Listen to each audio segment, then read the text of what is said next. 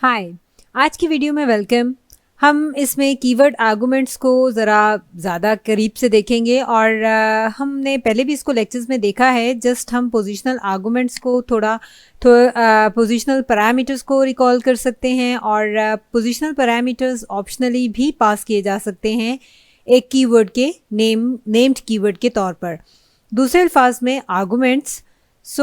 For example हम कह सकते हैं कि अगर हम एक फंक्शन को डिफाइन कर लेते हैं 3 पोजिशनल पैरामीटर के साथ A, B एंड C, तो सर्टेनली हम इसको कॉल कर सकते हैं और हम इसमें से 3 वैल्यूज़ भी पास कर सकते हैं 1, 2 एंड 3, और वो पोजिशनली मैप्ड होंगे और इसीलिए हम इनको पोजिशनल पैरामीटर्स कहते हैं। और हमें यहाँ पर A1 मिल जाता है, B2 एंड C3। और दूसरी तरफ हम ये स्पेसिफाई कर सकते हैं कि हमारे आर्गुमेंट्स नेमिंग के थ्रू उन्हें इसके अलावा साथ उनके नेमिंग के थ्रू भी हम स्पेसिफाई कर सकते हैं, अगरचे वो पोजिशनल आर्गुमेंट्स होते हैं या पोजिशनल पैरामीटर्स होते हैं। और जब हम इस तरह से उनको डिफ़ाइन करते हैं एक फंक्शन में, तो एक्चुअली हम उन्हें नेम्ड या फिर कीवर्ड आर्गुमेंट के तौर पर स्पेसिफाई कर रहे होते हैं। और इसी वजह से ये याद रखें कि हमारे पास कोई भी ऑर्डरिंग सेम नहीं रहती है और ये हमारे पास कीवर्ड आर्गुमेंट्स के मुतालिक बहुत ही हैंडी चीज़ है। सो पाइथन हमें यहाँ पर ये दिखाता है कि ये एक फंक्शन को देखता है और कहता है कि हम बिल्कुल यही 3 पोजिशनल आर्गुमेंट्स को ही एक्सपेक्ट कर रहे हैं। और यहाँ पर हमारे पास 3 नेम्ड आर्गुमेंट्स आ जाते हैं और जो कि हमारे पास सेम नेम्स होते हैं एज द पैरामीटर्स। और इसी तरह से हम ये कहते हैं कि दैट्स गुड, और ये हमारे पास मैप बिल्कुल सही तरीके से अप्रोप्रिएटली मैप करने के लिए भी बिल्कुल ठीक रहता है और हमें बिल्कुल सेम चीज़ ही मिल जाती है। गेट हमारे पास A1 आ जाता है, B2 आ जाता है और C3 आ जाता है। लेकिन याद रखें, ये नोट कर लें कि नेम्ड आर्गुमेंट्स का इस्तेमाल करते हुए इस केस में हम बिल्कुल डिपेंड करता है कॉलर पर कि वो यानी कॉलर किस तरह से उसको कॉल करता है, ये कॉलर पे ही डिपेंड करता है। और फंक्शनिंग में यहाँ पर कॉलर के तौर पे कुछ नहीं होता है कि वो नेम्ड आर्गुमेंट को इस्तेमाल करे या फिर किसी भी दूसरे पैरामीटर का इस्तेमाल करे। और समटाइम्स हम इन कीवर्ड आर्गुमेंट्स को मैंडेटरी भी बना सकते हैं। दूसरे अल्फाज में हम ये स्पेसिफाई लोगों को करना चाहते हैं कि एक आर्गुमेंट जो कि एक नेम के तौर पर इस्तेमाल हो रहा होता है, तो हम उनको मैंडेटरी भी कह सकते हैं। और इस तरह करने से हमारे पास हमें ये श्योर करना होता है कि तमाम पोजिशनल आर्गुमेंट्स इससे आगे एग्जॉस्ट हो चुके हैं और फिर हम एक दूसरा पैरामीटर स्पेसिफाई कर सकते हैं। और अब इस बात का क्या मतलब है एग्जैक्टली इस तरह एग्जाम्पल में हम यहाँ पर देख लेते हैं कि हमारे पास 2 मैंडेटरी पोजिशनल पैरामीटर्स हैं और इसके साथ ही हमारे पास यहाँ पर एक स्टार है। और याद रखें कि ये हमारे पास स्टार, हम ये कह सकते हैं कि ये स्टार क्या करता है, ये बिल्कुल यानी रिमेनिंग पोजिशनल आर्गुमेंट्स को एग्जॉस्ट कर देता है जो भी यहाँ पर पाए जाते हैं जब फंक्शन कॉल किया जाता है। और उसके बाद ये उनको एक टपल में ले जाता है जो कि हमारे पास एक आर्ग्स कहलाता है, और वट एवर जो भी आप उसमें नेम इसको देना चाह रहे होते हैं। और ये चीज़ नोटिस में है रखें कि डी हमारे पास इसके बाद आ रहा है। और अगर हम ये कहते हैं कि ये पोजिशनल आर्गुमेंट्स यहाँ पर एग्जॉस्ट हो जाते हैं तो तमाम पोजिशनल आर्गुमेंट्स यहाँ पर पोजिशनल आर्गुमेंट नहीं आ सकते। इनफैक्ट ये एक कीवर्ड आर्गुमेंट बन जाता है और ये एक स्पेसिफाइड होता है एज अ कीवर्ड आर्गुमेंट। और उस केस में हम ये तमाम पोजिशनल आर्गुमेंट्स इफेक्टिवली बिल्कुल एग्जॉस्ट हो जाते हैं और डी को यहाँ पर एक कीवर्ड के तौर पर ही पास होना होता है। और हम कुछ इस तरह से कह सकते हैं कि हम यहाँ पर फंक्शन 1, 2, x, y हम यूँ कह सकते हैं। तो अब यहाँ क्या होगा कि हमारे पास 1 हो जाएगा, 1 A1 हो जाएगा और उसके बाद 2 हमारे पास B में चला जाएगा, x एंड y हमारे पास आ जाएंगे यानी पोजिशनल आर्गुमेंट्स के तौर पर। उनका नेम अभी भी नहीं है और वो कीवर्ड्स नहीं है। सो हम उन्हें एक टपल आर्गुमेंट्स टपल आर्क्स के तौर पर असाइन कर देते हैं और हम ये कहते हैं हमारे पास ये आर्गुमेंट आ जाता है उसके बाद d इक्वल टू 100।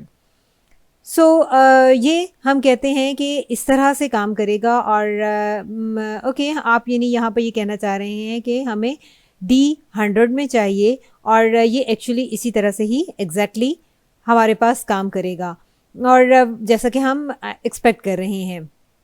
और लास्ट वीडियो में हमने बात की थी कि हम एक दूसरा पैरामीटर स्पेसिफाई कर देते हैं यहाँ पर d इक्वल के बगैर ही, तो हमारे पास एक एक्सेप्शन आ जाती है अगर हम इस तरह से करते हैं। और बेसिकली ये एक दूसरा पोजिशनल आर्गूमेंट हमारा पोजिशनल पैरामीटर होता है और ये एक कीवर्ड आर्गूमेंट नहीं है। सो पाइथन यहाँ पर कंप्लेन करता है और कहता है कि नो, ये काम यहाँ पर नहीं करेगा क्योंकि पोजिशनल पैरामीटर्स यहाँ पर सब के सब इस स्टार एक्सप्रेशन के तौर पर से बात जो है वो हमारे पास एग्जॉस्ट हो चुके हुए हैं।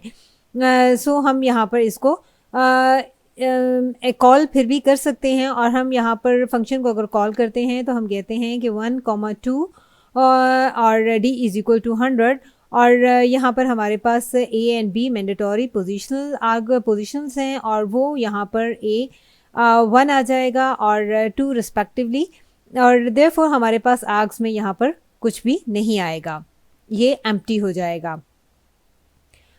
और इसके बाद हम ये कहेंगे कि हमारे पास d 100 हो जाएगा, d इज इक्वल टू हमारे पास 100 आ जाएगा। और अब हम यहाँ पर इस तरह से भी कर रहे हैं कि a एंड b हमारे पास मैंडेटरी पोजिशनल्स हैं और वो 1 एंड 2 रिस्पेक्टिवली ले रहे हैं और हमारे पास आर्ग्स में कुछ भी नहीं है, यानी यहाँ पर कोई भी एडिशनल पोजिशनल पैरामीटर्स नहीं है और d हमारे पास इक्वल टू 100 है।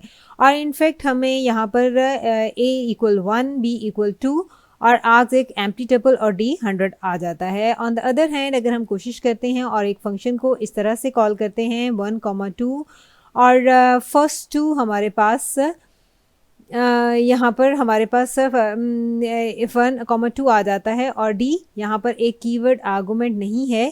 यानी ये एक एक्सेप्शन हमारे पास आने के बाद पाइथन यहाँ पर ये एक्सपेक्ट कर रहा है कि ये कीवर्ड आर्गुमेंट है जो कि यहाँ पर इसको फाइंड आउट नहीं करेगा और वो कह देगा कि d एक कीवर्ड आर्गुमेंट नहीं है और यहाँ पर हमें एक एरर मिल जाएगा।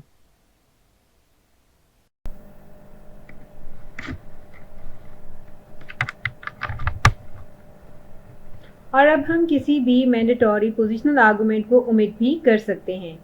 और अगर हम एक फंक्शन देख लेते हैं, अगर हम इस तरह से फंक्शन डिफाइन करते हैं एक स्टार आर्क्स के साथ और कॉमा d लिख लेते हैं और यहाँ पर हमें कोई भी पोजिशनल आर्गुमेंट्स रिक्वायर्ड नहीं है, हम यहाँ पर सिर्फ ये कह रहे हैं कि हमें एज मैनी एज आर्गुमेंट्स ही पास करने हैं जो कि कुछ भी नहीं हो सकते, लेकिन यहाँ पर हम एक कीवर्ड आर्गुमेंट एक्सपेक्ट कर रहे हैं अपने पोजिशनल आर्गुमेंट्स के बाद।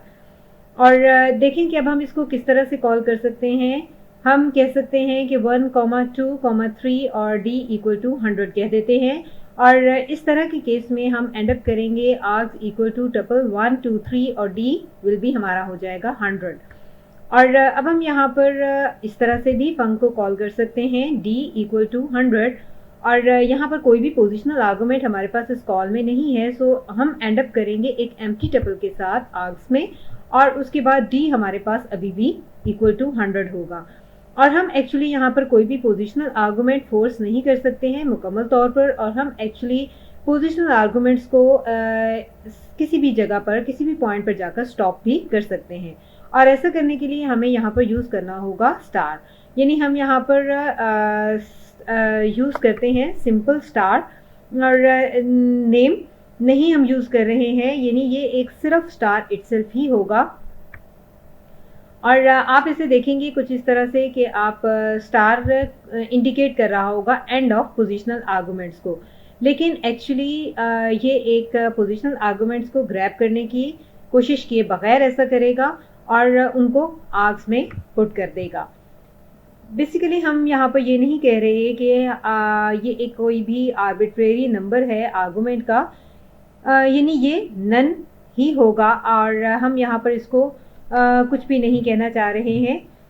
हम एक पोजिशनल आर्गुमेंट्स देखते हैं इसके बाद और ये देखते हैं कि हमारे पास यहाँ पर पोजिशनल आर्गूमेंट्स नहीं है स्पेसिफाइड इस इफेक्टिवली, जिसका जो कि हमारे पास पोजिशनल आर्गूमेंट्स यहाँ पे नहीं आ रहे, इसलिए हम यहाँ पर इनको फंक्शन को इस तरह से पास करते हैं। तो हम कुछ इस तरह से देखते हैं कि जब हम फंक्शन को कॉल करें 1, 2, 3 d इज इक्वल टू 100, और पाइथन जब ऐसा फंक्शन देखेगा तो वो देखेगा कि यहाँ पर कोई भी पोजिशनल पैरामीटर डिफाइन नहीं है, तो आप यहाँ पर पोजिशनल पैरामीटर डिफाइन नहीं कर सकते हैं। इस तरह से ये बिल्कुल रन नहीं होगा और ये यहाँ फेल हो जाएगा, और ये एक एक्सेप्शन होगी। और ऑन द अदर हैंड हम कुछ इस तरह से भी कॉल कर सकते हैं, अगर हम यहाँ पर सिर्फ कीवर्ड आर्गूमेंट को किसी पोजिशनल आर्गूमेंट्स के बगैर कॉल करें तो ये बिल्कुल ठीक काम करेगा, और यहाँ पर d हमारे पास इक्वल टू 100 ही आ जाएगा, जो कि हमने इसको स्पेसिफाई किया था।